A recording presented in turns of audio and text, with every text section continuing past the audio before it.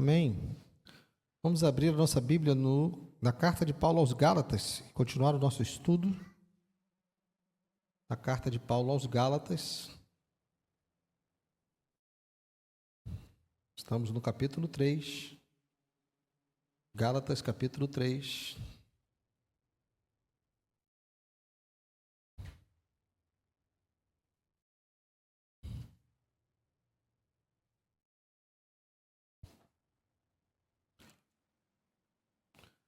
Gálatas, capítulo 3, hoje nós vamos ler a partir do verso 15 até o verso 19.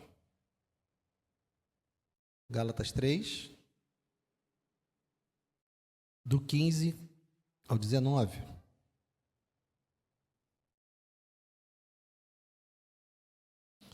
Diz assim: Irmãos, falo em termos humanos.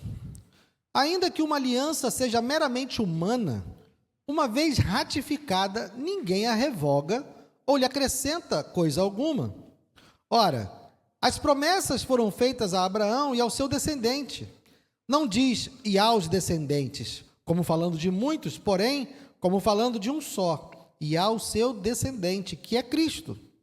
E digo isto, uma aliança já anteriormente confirmada por Deus não pode ser revogada pela lei, que veio 430 anos depois, a ponto de anular a promessa.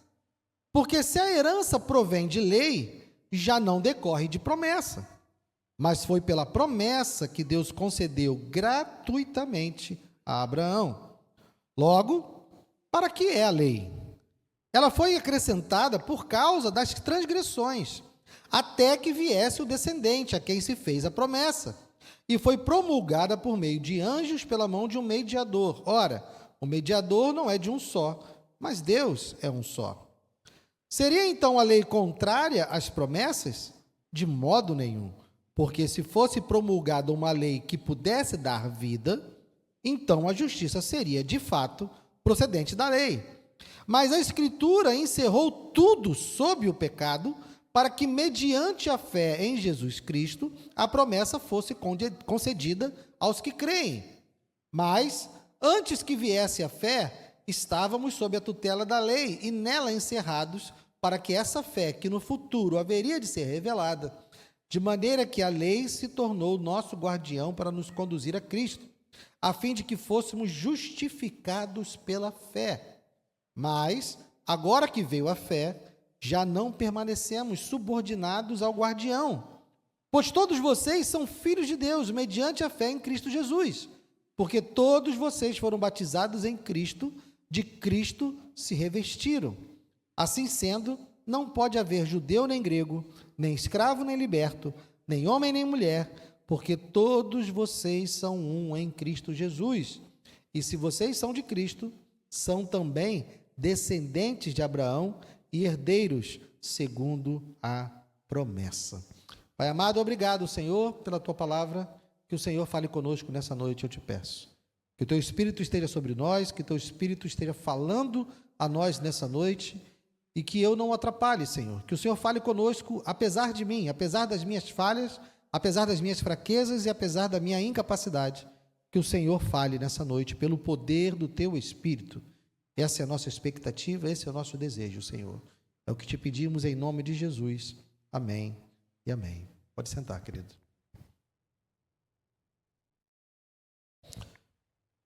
Nós vimos na semana passada que Paulo iniciou, então, a sua argumentação em favor do evangelho que ele ensina. Nós vimos do início, que essa carta se divide em 3 blocos. Os capítulos 1 e 2 falam da defesa do apostolado de Cristo, os capítulos 3 e 4 falam da defesa do evangelho em relação à lei, e os capítulos 5 e 6 vão falar a respeito da defesa de uma vida de santidade, apesar da liberdade que nós temos. A nossa liberdade não é razão para a libertinagem, e isso Paulo vai falar nos capítulos 5 e 6. Então, na semana passada, nós começamos a ver essa argumentação de Paulo defendendo o evangelho que ele prega em relação à lei. Infelizmente, se você procurar lá no YouTube ou no Spotify, não haverá a pregação da semana passada, porque eu cometi uma falha lá atrás e não botei o áudio. Então, não tenho o da semana passada. Só quem viu o da semana passada, realmente. Mas eu vou fazer uma breve recapitulação aqui do que aconteceu na semana passada, do que nós falamos nos versos 1 a 14 do capítulo 3, tá? Nós vimos no capítulo 3, 1 a 14, que Paulo inicia a sua argumentação com 3 argumentos para convencer os gálatas de que a vida do evangelho, que o evangelho que Paulo prega não é um evangelho dependente da lei, não é um evangelho que depende que eles sejam circuncidados e que eles obedeçam a rituais da lei judaica. E quais são os 3 argumentos que ele usa? O primeiro argumento que Paulo usa é a própria experiência de conversão deles. Paulo diz, olha, eu estive aí, preguei o evangelho a vocês, e não foi por meio da lei que vocês viram, que vocês foram batizados no Espírito Santo. Veja aqui no verso 1 do capítulo 3. Ó Gálatas insensatos, quem foi que os enfeitiçou? Não foi diante dos olhos de vocês que Jesus Cristo foi exposto como crucificado? E ele começa com as perguntas. Quero saber apenas isso. Vocês receberam o Espírito pelas obras da lei ou pela pregação da fé? Então, Paulo está dizendo para eles, olha, vocês receberam o Espírito, vocês foram batizados no Espírito Santo pela pregação da fé. Não foi por causa da lei. Vocês viram manifestações, e não apenas viram, mas vocês ainda veem Deus agindo e fazendo milagres entre vocês pelo poder do Espírito, isso sem lei. Então, Paulo vai usar a própria experiência deles na sua conversão para mostrar, olha, vocês não precisam de lei. Vocês receberam o Espírito sem lei e vocês estão vendo o Espírito agindo entre vocês sem lei. Então, por que agora vocês querem a lei? Por que vocês estão dando ouvidos a esses falsos mestres que querem convencer vocês de que precisam se aperfeiçoar na carne e não no Espírito? O segundo argumento que Paulo vai usar é a própria justificação de Abraão antes da lei, pela fé. Ele fala isso a partir do verso 6. É o caso de Abraão, que creu em Deus e isso lhe foi atribuído para a justiça. Saibam, portanto, que os que têm fé é que são filhos de Abraão.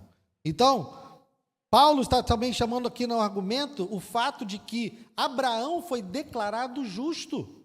Aqui, quando ele diz que ele creu em Deus e isso lhe foi atribuído para a justiça, quer dizer que Deus justificou Abraão, considerou Abraão justo antes de haver lei. E a razão de Deus ter feito isso é por quê? Porque ele creu, ele confiou na palavra de Deus. Quando Deus disse, olha, entrega o seu filho, entrega Isaque, ele vai e obedece. Então Deus diz, você, porque creu, a sua fé lhe foi imputada para a justiça. Então, foi a fé de Abraão em Deus que fez com que ele fosse declarado justo, e isso antes da lei. Então, esse é o segundo argumento que Paulo vai usar. Todos aqueles que creem no Senhor Jesus, eles são filhos de Abraão por conta da fé. Aqueles da fé, ele diz no verso 7, saibam, portanto, que os que têm fé é que são filhos de Abraão. Então, é pela fé que se faz a descendência de Abraão. E isso é um cumprimento da própria promessa que Deus fez a Abraão. O que Deus prometeu a Abraão? Em ti serão benditas todas as nações da terra, todas as famílias da terra. Então, o fato de as pessoas se tornarem descendentes de Abraão pela fé é cumprimento da promessa que Deus fez a Abraão. E o terceiro argumento que Paulo usa, no início do capítulo 3, é falar a respeito da maldição da lei. Verso 10. Pois todos os que são das obras da lei estão debaixo de maldição, porque está escrito, maldito todo aquele que não permanece nas coisas escritas no livro da lei para praticá-las. Por quê? Quem tenta viver pela lei, quem tenta se justificar pela lei, está debaixo de maldição, porque se você falhar em apenas um ponto da lei, você está condenado pela lei inteira. Então, todos aqueles que dispensam a graça, todos aqueles que dispensam o Espírito e tentam se justificar no seu próprio esforço, acreditam que podem, na sua obediência, cumprir toda a lei e por isso serem justos, esses estão debaixo de maldição, porque ninguém pode se justificar diante de Deus. Verso 11, e é evidente que pela lei ninguém é justificado diante de Deus.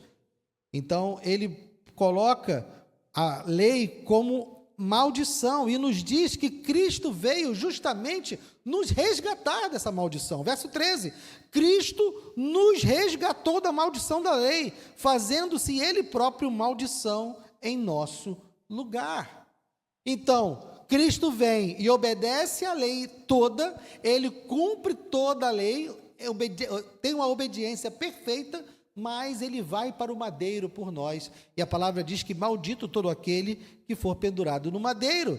E, por meio disso, a bênção de Abraão chega até nós. Então, Cristo, quando dá a sua vida, Cristo, quando entrega a sua vida pelos nossos pecados, ele está nos libertando da maldição da lei. Nós não temos que tentar cumprir a lei, nós estamos livres desse fardo, porque Cristo cumpriu a lei por nós. E ele levou sobre si os nossos pecados. Então, a morte de Cristo, ela tem essa razão. Se nós tentarmos viver pela lei, nós estamos anulando a graça de Deus, nós estamos dizendo que Cristo morreu em vão. Paulo vai dizer isso no capítulo 2, verso 21, olha lá no verso 21 do capítulo 2. Não anulo a graça de Deus, pois se a justiça é mediante a lei, segue-se que Cristo morreu em vão.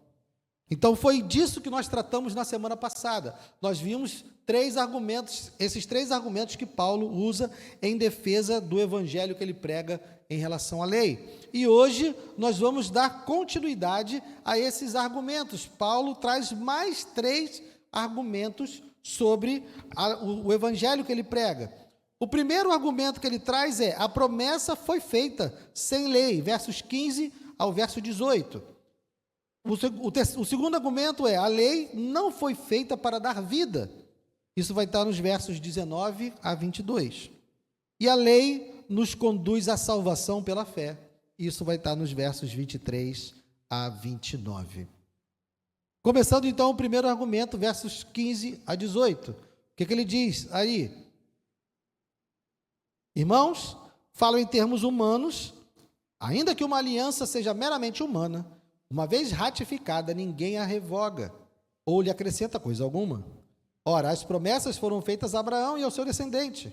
Não diz, e aos descendentes, como falando de muitos, porém, como falando de um só, e ao seu descendente, que é Cristo. E digo isto, uma aliança já anteriormente confirmada por Deus, não pode ser revogada pela lei que veio 430 anos depois, a ponto de anular a promessa.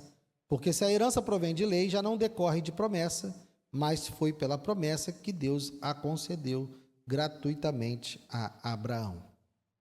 Paulo está aqui começando a argumentar e falando, ele está invocando as próprias relações humanas. Ele está invocando os próprios contratos humanos. Paulo está dizendo, olha, mesmo que seja uma aliança humana, mesmo que seja algo feito entre 2 reis humanos, depois que um tratado, depois que um contrato é ratificado pelas 2 partes, não há alterações, ninguém revoga nada, ninguém acrescenta nada. Se você for olhar, o governo brasileiro precisa olhar para esse versículo, porque a Previdência muda todo o governo, Você começou a trabalhar achando que ia ser uma coisa e cada ano que passa muda, mas esquece essa parte e pensa que um contrato deveria ser cumprido. Você, quando começou a trabalhar, você tinha uma expectativa de que esse contrato nunca fosse quebrado, e você sente na pele o prejuízo de ver um pacto, uma aliança ou um contrato sendo quebrado governo após governo. Então, o que Paulo está dizendo aqui, o que se espera de uma aliança, o que se espera até mesmo nas relações humanas, é que depois que cada parte assina o seu contrato, a expectativa que nós temos é que isso não mude, não é verdade? Nós não ficamos decepcionados quando estabelecemos uma aliança e essa aliança é mudada? Então, Paulo está dizendo, olha, Deus fez promessas a Abraão. Deus fez promessas a Abraão muito antes de existir lei.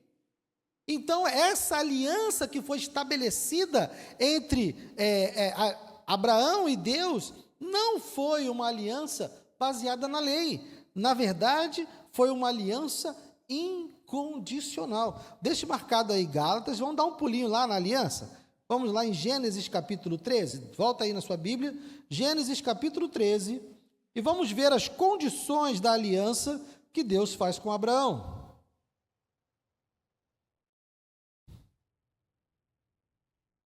Gênesis 13, verso 15.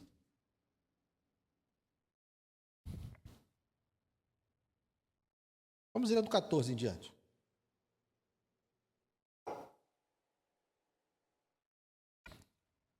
O Senhor disse a Abraão, depois que Ló se separou dele: erga os olhos e olhe de onde você está para o norte, para o sul, para o leste e para o oeste.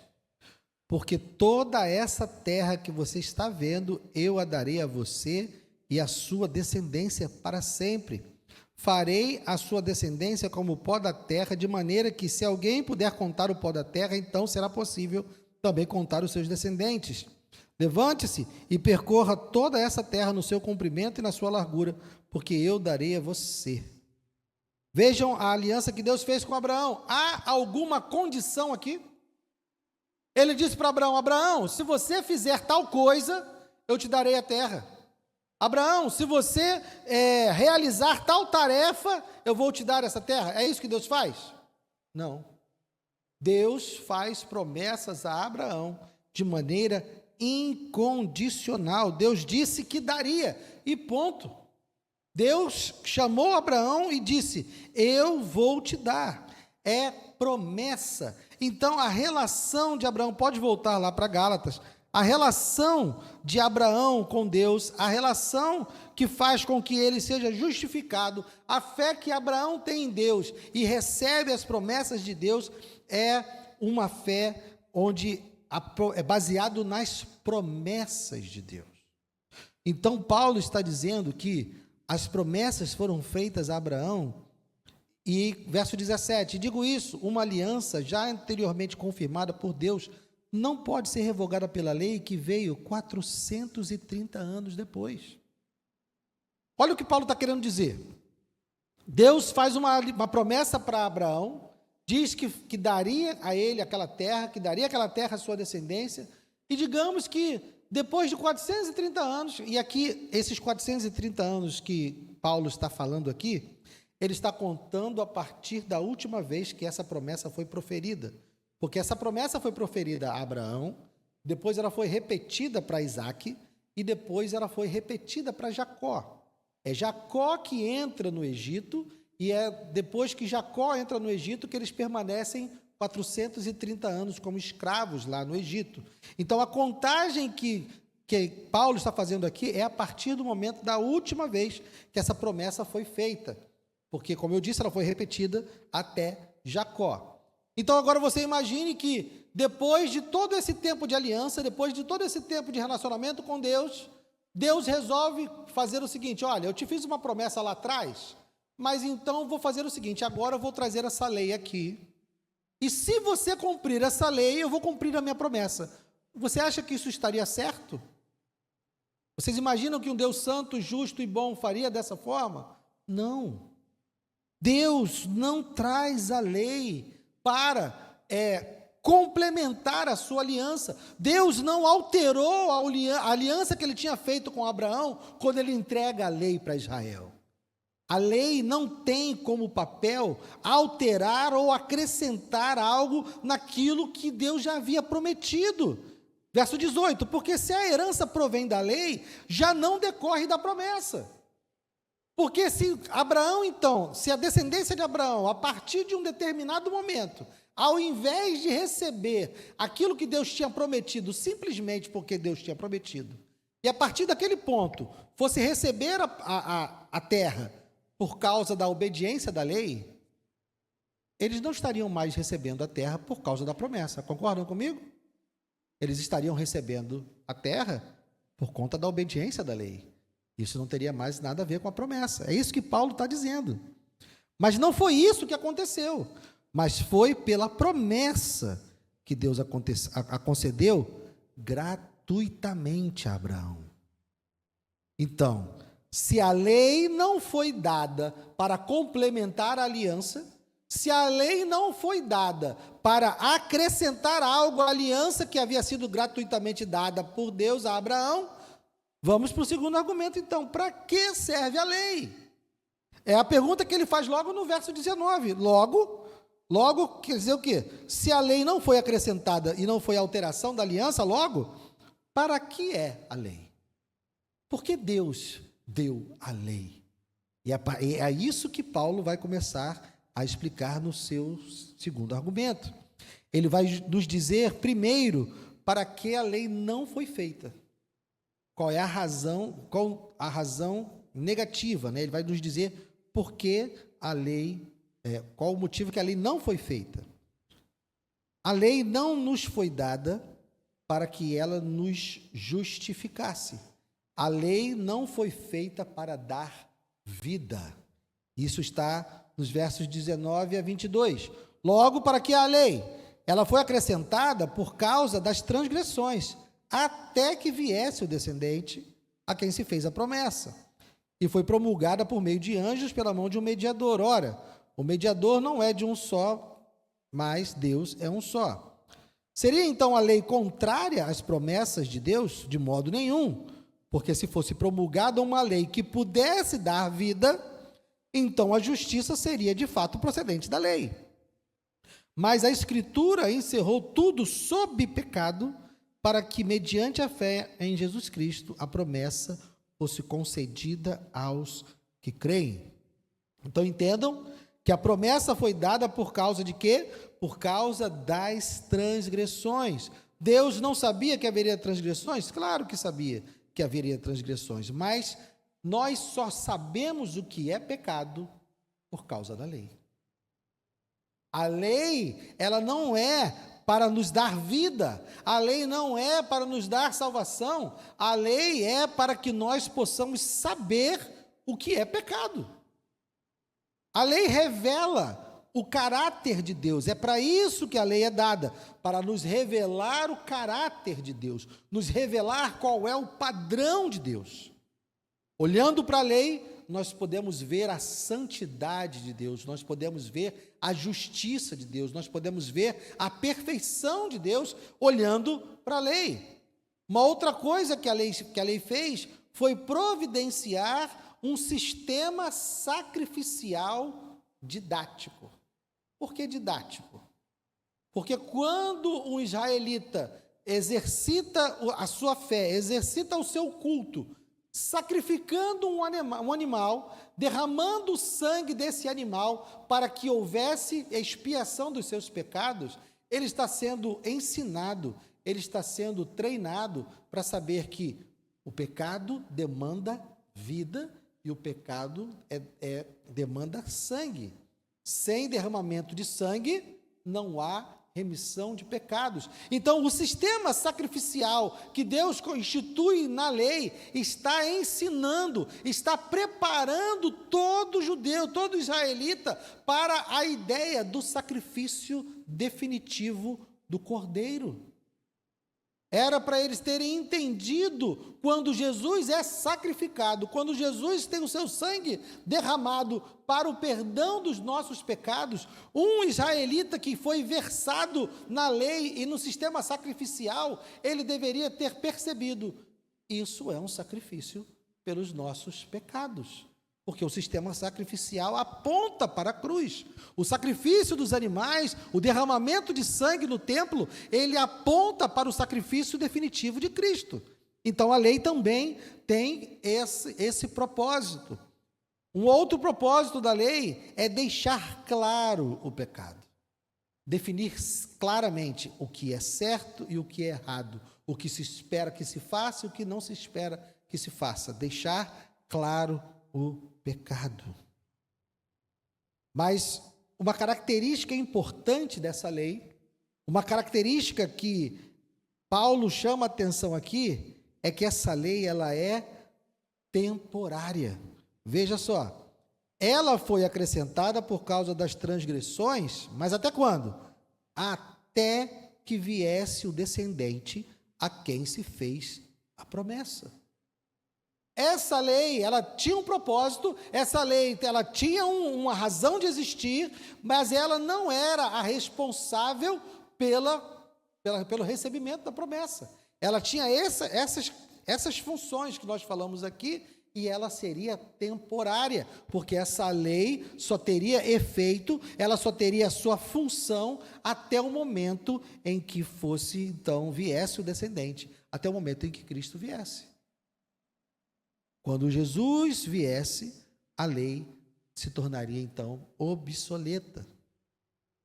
Existe um conflito então da promessa com a lei? É isso que Paulo está dizendo? Não. Verso 21, né? Seria então a lei contrária às promessas de Deus? De modo nenhum. Ela está trabalhando juntamente com as promessas, mas não com o papel de conceder o recebimento da promessa. Ela está nos assessorando para que quando o descendente se manifestasse, nós entendêssemos qual era o papel desse descendente, de que maneira ele iria perdoar os nossos pecados, de que maneira nós seríamos então reconciliados com Deus. A lei estava nos ensinando. E Paulo faz uma afirmação aqui, então, que é o centro do seu argumento. No verso 21, né? Seria então a lei contrária às promessas de Deus? De modo nenhum. Por quê? Porque se fosse promulgada uma lei que pudesse dar vida, então a justiça seria de fato procedente da lei. Se a lei tivesse força, se a lei tivesse um papel de dar vida, ou seja, se por meio dela eu pudesse alcançar santidade, se por meio dela eu pudesse me justificar diante de Deus, aí sim haveria uma concorrência entre as promessas e a lei, aí sim haveria um conflito. Mas o que Paulo está dizendo é que essa lei não pode nos dar vida. Ela nunca foi feita para nos dar vida, ela foi dada por causa das transgressões. Então a relação da lei é com o pecado, a relação da lei não é com a salvação. A lei, ela aponta para o pecado. Ela não tem poder para nos dar vida. Veja o verso 22. Mas a Escritura encerrou tudo sob o pecado. Quando olhamos para a lei, quando olhamos para as Escrituras, nós vemos a nossa vida sendo completamente condenada. Quem de nós aqui, ao ler a lei de Deus, se sente santo? Quem de nós aqui, olhando as exigências de Deus, olhando para o padrão de Deus, olhando para a santidade que Ele exige, quem é que se sente santo? Ninguém. Paulo está nos dizendo, olhando para a Escritura, estamos todos encerrados sobre o pecado. A constatação diante da lei é que nós estamos em pecado. Se nós olharmos somente para a lei, nós chegamos à conclusão de que somos pecadores. Essa é o papel da lei, essa é a função da lei, nos mostrar que nós estamos em pecado. Então ele vai dizer, para que, depois que nós constatamos que estamos em pecado, depois que a Escritura encerrou tudo sobre o pecado, para quê?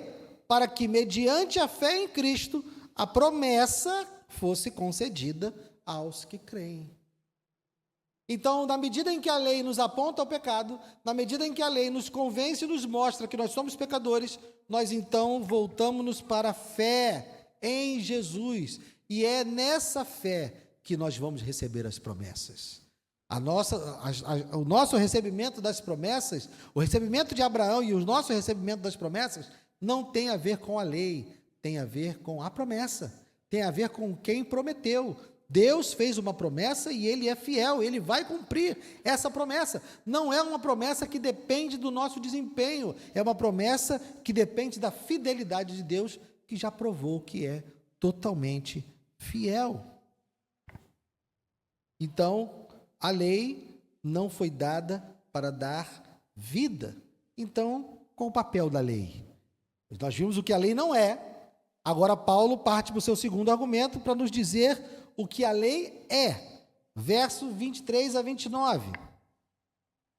Mas, antes que viesse a fé, estávamos sob a tutela da lei e nela encerrados, para que essa fé, que no futuro haveria de ser revelada. De maneira que a lei se tornou nosso guardião para nos conduzir a Cristo, a fim de que fôssemos justificados pela fé.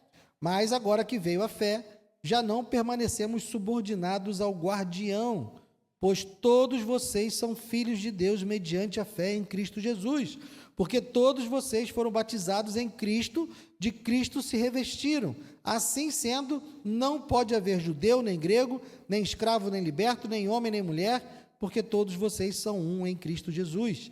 E se vocês são de Cristo, são também descendentes de Abraão e herdeiros segundo a promessa. Primeira coisa que a gente precisa entender é isso, o que Paulo está dizendo aqui, quando ele fala, mas antes que viesse a fé. Paulo está dizendo que não havia fé antes? Não, não é isso que ele está dizendo. O que ele está querendo nos dizer é, antes que a fé fosse plenamente revelada a nós. Todos os homens e mulheres do Antigo Testamento viviam pela fé nas promessas de Deus. Deus havia feito a promessa de um Messias. Sempre houve no coração do israelita a expectativa do seu Messias, do seu Salvador. Então, todos eles tinham fé. Acontece que a fé que Paulo está falando aqui é essa fé já revelada, a fé em Cristo. O Messias já veio, o plano do Messias, a obra do Messias já foi realizada. Então, é essa fé já totalmente clara, já totalmente revelada, é essa fé que Paulo está dizendo, porque a fé que o israelita tinha antes, ela não era completamente clara, eles não tinham clareza de como seria o Messias, de que maneira o Messias iria se manifestar, de como ele iria realizar a sua obra. Então, essa fé que eles tinham era uma fé ainda sem os elementos totais, sem a concretude. Paulo agora está dizendo que a fé, essa fé concreta, essa fé já foi revelada. Mas enquanto ela não havia sido revelada, enquanto eles ainda não tinham clareza a respeito do Messias, a lei se tornou o quê? Verso 24. Nosso guardião. O que essa palavra quer dizer? Essa palavra, no grego, é paidagogos. É a mesma palavra que vem a pedagogia, o pedagogo, o educador. Essa palavra, ela era usada para descrever um escravo que educava crianças.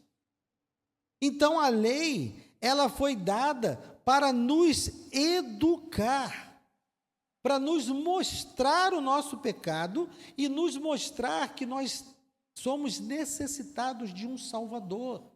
O papel da lei era nos mostrar o quão pecadores nós somos se comparados à santidade de Deus. O papel da lei era nos mostrar o quanto nós somos necessitados de um Salvador, porque nós não temos condições de nos salvar. Olhando para a lei, nós olhamos para ela e entendemos, eu não tenho como cumprir isso. Eu não tenho como fazer isso.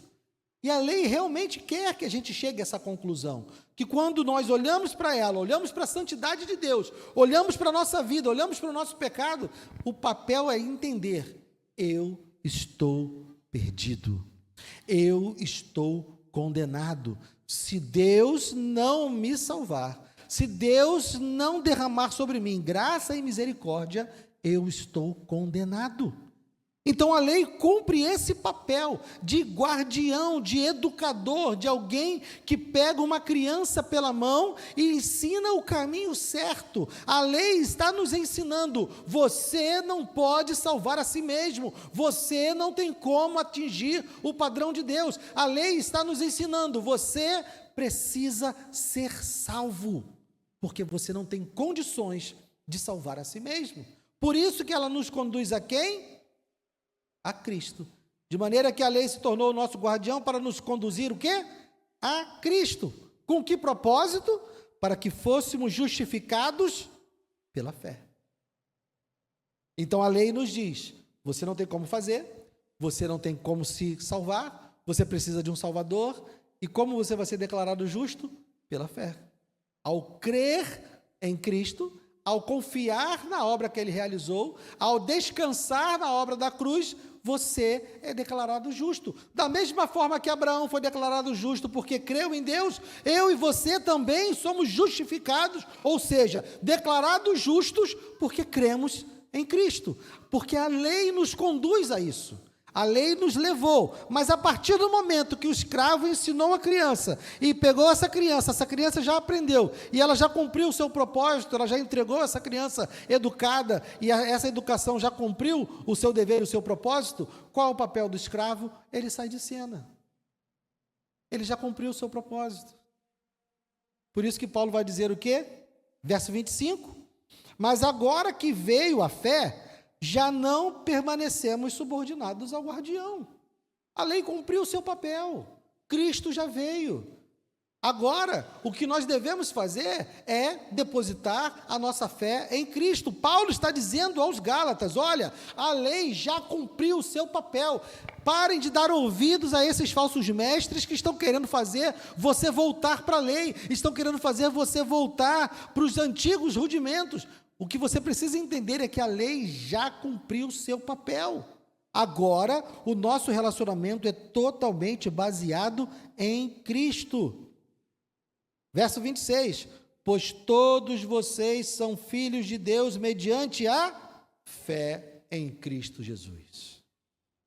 O nosso relacionamento com Deus é baseado na fé em Cristo. E esse era o papel da lei.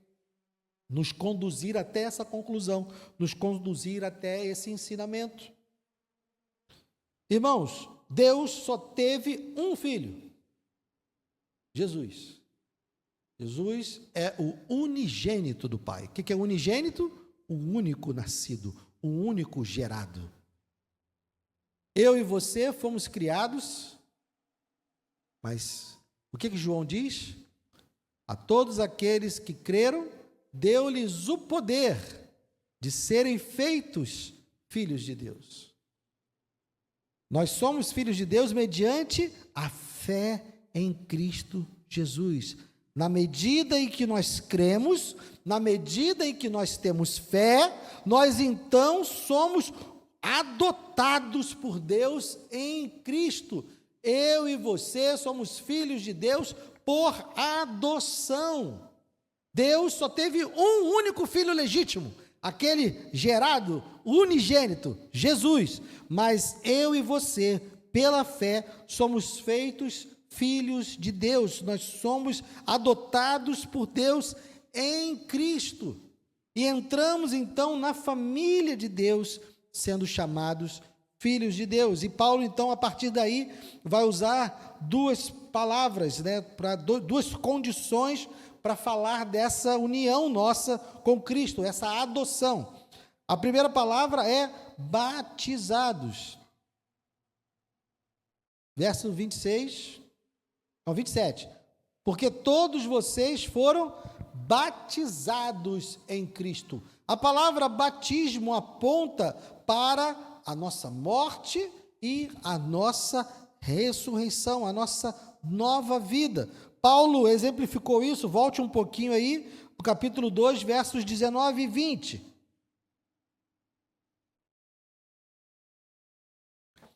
Paulo, descrevendo a sua vida em Cristo, olha como ele descreve, capítulo 2, versos 19 e 20. Porque eu, mediante a própria lei, morri para a lei, a fim de viver para Deus. Estou crucificado com Cristo, logo, já não sou eu quem vive, mas Cristo vive em mim. E esse viver que agora tenho na carne, vivo pela fé no Filho de Deus, que me amou e se entregou por mim. Isso é ser batizado em Cristo, é você morrer para si mesmo, é você morrer para a sua velha vida, e agora Cristo viver em você, você estar vivendo para Deus, é ser nova criatura. Então Paulo que diz que quando nós nos unimos a Cristo pela fé, nós somos então novas criaturas. A outra palavra que ele vai usar para descrever a condição é logo em seguida, ele diz, de Cristo se revestiram. O que é se revestir? Paulo está como dizendo aqui, que todos aqueles que creem é como se nós nos vestíssemos de Cristo, como se nós trocássemos de roupa, e agora nós estamos não vestidos mais de nós mesmos. Eu não estou mais vestido de Guilherme, eu não vou sair de casa vestido de Guilherme, eu vou sair de casa vestido de Cristo. Eu sou uma outra pessoa, mas eu não sou qualquer pessoa, eu sou Cristo. Paulo disse o quê? Cristo vive em mim. Então, o cristão, aquele que crê, aquele que entregou a sua vida ao Senhor, ele se veste de Jesus. Então, ser batizado aponta para a morte, para a velha vida, e viver para Deus, e o revestido mostra como é essa nova vida, uma vida de alguém que está vestido de Cristo. Isso aponta o quê? Para a nossa identidade. Aqueles que creem no Senhor Jesus, aqueles que estão agora diante de Deus, que foram adotados, eles mudaram de identidade. Eu e você mudamos de identidade, nós não somos mais as mesmas pessoas, ou pelo menos não deveríamos ser. Nós somos outra pessoa, nós temos outra identidade. Por isso que ele vai falar que todas as diferenças que haviam, todas as distinções antigas, não existem mais. Quando ele diz que todos aqueles que estão em Cristo têm uma nova identidade, então a partir do verso 28 vem a conclusão. Qual é a conclusão? Se todos estão em Cristo, têm uma nova identidade. A conclusão é: assim sendo, não pode haver judeu nem grego, nem escravo nem liberto, nem homem nem mulher, porque todos vocês são um em Cristo. Paulo está dizendo aos Gálatas: vocês não precisam se tornar judeus para estarem em Cristo, porque todo aquele que crê, todo aquele que tem fé em Jesus, é batizado e revestido em Cristo. Então, não existe mais essa distinção de ser judeu, de ser gentio, de ser homem, de ser mulher, de ser rico, de ser pobre, de ser escravo, de ser liberto. Todas essas diferenças terminam no momento em que nós assumimos a nossa nova identidade em Cristo. Então, não há que se falar em nenhuma diferenciação, e se não há nenhuma diferenciação, não tem por que argumentar de que um gentio precisa ser judeu, que era o centro do assédio dos falsos mestres aos Gálatas. Não há necessidade, porque se todos aqueles que creem em Cristo foram batizados em Cristo e estão revestidos de Cristo, não faz nenhum sentido você buscar essa distinção. E ele conclui o seu argumento, esse terceiro argumento, dizendo: e se vocês são de Cristo, são também descendentes de Abraão e herdeiros segundo a promessa. Da mesma forma que Abraão não recebeu a promessa por meio da lei, eu e você também não recebemos a promessa por meio da lei. Os Gálatas lá na Galácia também não receberam as promessas por meio da lei. Todos nós somos abençoados por Deus, todos nós recebemos de Deus por causa das promessas que Ele fez, por causa da fidelidade que Ele teve. Não é por nenhum mérito, não é por nenhuma obediência especial, é simplesmente porque Deus é fiel a si próprio, Deus é fiel às suas promessas, e se Ele prometeu, Ele cumpre. Ele prometeu a Abraão que nele seriam benditas todas as nações da terra, todas as famílias da terra, e Ele fez isso acontecer por meio do descendente de Abraão, que é Cristo, e em Cristo todos nós nos tornamos novas criaturas, recebemos uma nova identidade e já não há mais distinção entre nós. Nós somos todos filhos de Deus. Isso é uma obra realizada totalmente por Deus, no poder do Espírito. Não há nenhum papel da lei nesse contexto, a não ser nos conduzir até Cristo, como eu já falei a vocês. Quais são as 3 aplicações, então, que nós podemos tirar desse aprendizado? De que maneira esse ensinamento deve impactar a nossa vida a partir de hoje, já começando hoje? Primeira coisa que a gente precisa entender: Deus não muda. Deus tinha um plano desde o início, esse plano foi executado desde o início, esse plano está em execução hoje e esse plano será consumado quando Cristo vier. Não há alterações, não há correção de rumo, não há um Deus que está ajustando o rumo conforme a história vai circulando. Não, Deus está executando isso desde a eternidade. Quando Deus criou o mundo, Ele já sabia que Cristo seria morto. Não há surpresas para Deus. Deus não foi surpreendido pela serpente no Éden, Deus não foi surpreendido pelo pecado de Adão, Deus não foi surpreendido pela crucificação de Cristo, absolutamente nada disso é surpresa para Deus. Tudo o que aconteceu na história até hoje está exatamente dentro dos planos de Deus. E sabendo disso, meu irmão, minha irmã, saiba que a sua vida também está totalmente dentro do controle de Deus. Nada na sua vida é por acaso, nada na sua vida é sem propósito. Tudo que você vive, tudo que você passa, todas as situações da sua vida estão totalmente dentro do controle de Deus. Isso é sempre agradável? Não. Se você olhar para qualquer personagem bíblico, me diga um que teve vida tranquila. Totalmente tranquila, 0 problema, 0 perseguição, 0, não tem, gente. E por que eu e você seríamos diferentes? Mas quando você olha para a vida deles, você entende todos os propósitos de Deus. Confie em Deus, confie no Deus que tem total controle da história, não só do universo, mas também da sua história. Ele conduz os seus planos e eles nunca são frustrados. Tudo que acontece na minha vida e tudo que acontece na sua vida tem um propósito. Nós podemos até mesmo não entender. Nós podemos até mesmo não perceber total propósito de Deus em algumas coisas. Mas saiba que Ele está trabalhando em nosso favor, porque todas as coisas cooperam para o bem daqueles que amam a Deus e vivem segundo os seus propósitos. Segunda coisa, a lei é boa. Quando eu digo aqui que a lei não pode dar vida, quando eu digo não, né? Quando Paulo diz que a lei não pode dar vida, ele não está dizendo que a lei é má. Ele só está dizendo que a lei não foi trazida com esse propósito. Deus não deu a lei com o propósito de nós sermos salvos. É um ser humano que está fazendo um mau uso da lei.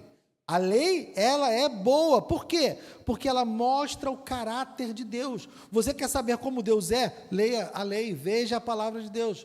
E também nos mostra como nós somos pecadores. Você quer ser convencido que é pecador? Leia a Bíblia. Eu acho que a maioria dos crentes não lê a Bíblia, eu acho que deve ser por isso, porque vai lendo a Bíblia e vai descobrindo que é pecador. Porque a quantidade de gente que não lê a Bíblia é muito grande, né? Porque quando nós olhamos para a palavra de Deus, nós somos confrontados. E nós saímos das ilusões do nosso coração, porque nós somos inclinados, né? Achar que somos bons, achar que estamos fazendo coisas boas e que estamos realizando grandes coisas nesse mundo. Mas quando nós nos aproximamos da palavra, quando nos aproximamos das Escrituras, as Escrituras nos mostram que nós não somos nada disso. E aí a gente quer fugir, mas não fuja disso, porque o papel da lei é esse. Quando você se encontra como um pecador olhando para a lei, é porque a lei está dizendo, agora olha para lá. Está vendo aquele Jesus ali? Está vendo aquela cruz? É para lá que você deve ir. Então, quando nós vamos em direção à lei nos mostra o nosso pecado e ela também aponta para a cruz, ela aponta para Cristo. Então, a lei é boa, porque ela nos ajuda a entender o caráter de Deus e ajuda a entender também o nosso pecado e a nossa necessidade de salvação. E por fim, e mais importante, cristão é muito mais do que frequentador de igreja. Cristão é muito mais do que alguém que tem uma Bíblia, que anda de terno, ou que tem um linguajar próprio, um dialeto próprio. Ser cristão, ser discípulo de Cristo é a nossa identidade. É quem nós somos, ou quem nós deveríamos ser.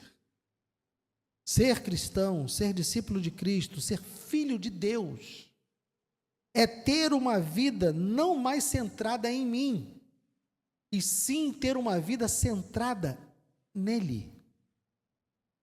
Qual a diferença? Eu posso ser um frequentador de igreja, eu posso ser um homem que ora, eu posso ser um homem que lê a Bíblia, eu posso ser um homem que está aqui com todo o linguajar de crente, mas ter a minha vida centrada em mim, sabe por quê? Porque eu coloquei Deus na minha vida de forma que Ele possa atender aos meus desejos. Ah, não, eu vou para a igreja porque lá eu vou conseguir realizar os meus sonhos. Não, eu vou para a igreja, eu vou procurar Deus, porque Deus vai me ajudar a atingir as minhas metas. Deus vai me livrar de eu ter pessoas atrapalhando o meu caminho. Essa é uma maneira de você viver centrado em si mesmo, dentro da igreja. Ser filho de Deus é ter a sua vida centrada nele. E já não é Deus que nos serve, somos nós que servimos a Ele. De que maneira eu vou gastar o meu dinheiro? De que maneira eu vou gastar o meu tempo? De que maneira eu vou viver a minha vida? De que maneira eu vou fazer as minhas escolhas? De que maneira eu vou planejar o meu ano? Como? É assim que a gente percebe, se nós realmente abraçamos a identidade de ser cristão, de ser discípulo de Cristo ou não. Final de ano é ótimo, né? Porque a gente está fazendo vários planos para o ano que vem. Quais são os planos que você está fazendo para o ano que vem? São planos para você ou são planos para Ele? Porque se os seus planos são para você, a sua vida está centrada em você. Deus pode até fazer parte da sua vida, mas Ele não é o centro. Se os seus planos para o ano que vem envolvem o que Ele quer, aí sim, aí você está vivendo como um filho de Deus. Amém?